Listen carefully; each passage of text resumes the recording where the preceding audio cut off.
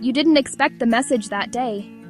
Not because too much time had passed, but because the silence had settled into something stable.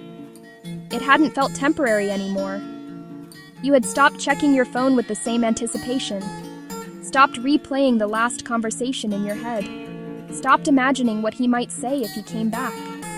The connection hadn't ended in a dramatic way. It had simply faded into absence without explanation. So when his name appeared again, it didn't feel exciting at first. It felt confusing. The message itself was ordinary, a casual sentence, a light tone, almost identical to how he used to speak before anything changed. No reference to the distance, no mention of the quiet days, just presence, as if the space between you had carried no meaning. You stared at the screen longer than necessary, not because you didn't know what to answer, but because you didn't know which version of the connection you were stepping into again. You replied carefully, neutral enough to protect yourself, warm enough not to close the door. He answered immediately, then again. Soon the rhythm returned. Small jokes, shared observations, references to things you both remembered. The familiarity felt real again, and that was the unsettling part, because nothing had actually been resolved. No explanation had been offered. Yet the conversation moved forward naturally, like the silence between you had never needed understanding. Part of you relaxed into it. Warmth is easy to accept when it returns.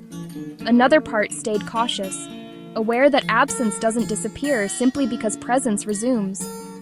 You wondered if asking about it would make things heavier, if clarity would create distance again. So you didn't ask. You let the moment stay simple, exactly where he placed it. Days passed.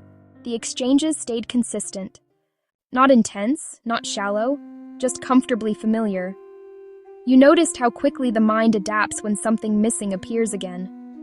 The memory of distance softened. Not erased, just moved slightly out of focus. Then one evening the conversation slowed naturally.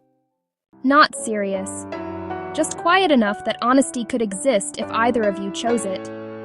You almost mentioned the silence, the confusion, the part of you that wanted to understand why things changed.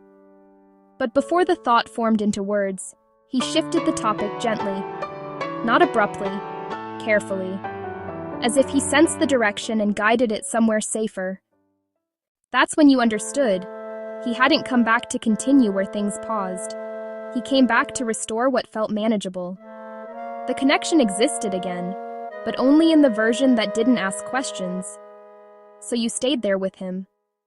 Because presence felt better than absence, and clarity would have required risking both.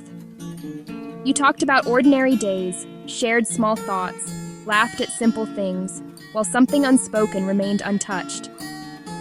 Neither of you addressed the space between past and present, and slowly you realized, some returns aren't meant to resolve distance, only to replace it with a closeness gentle enough to exist without ever explaining why it disappeared.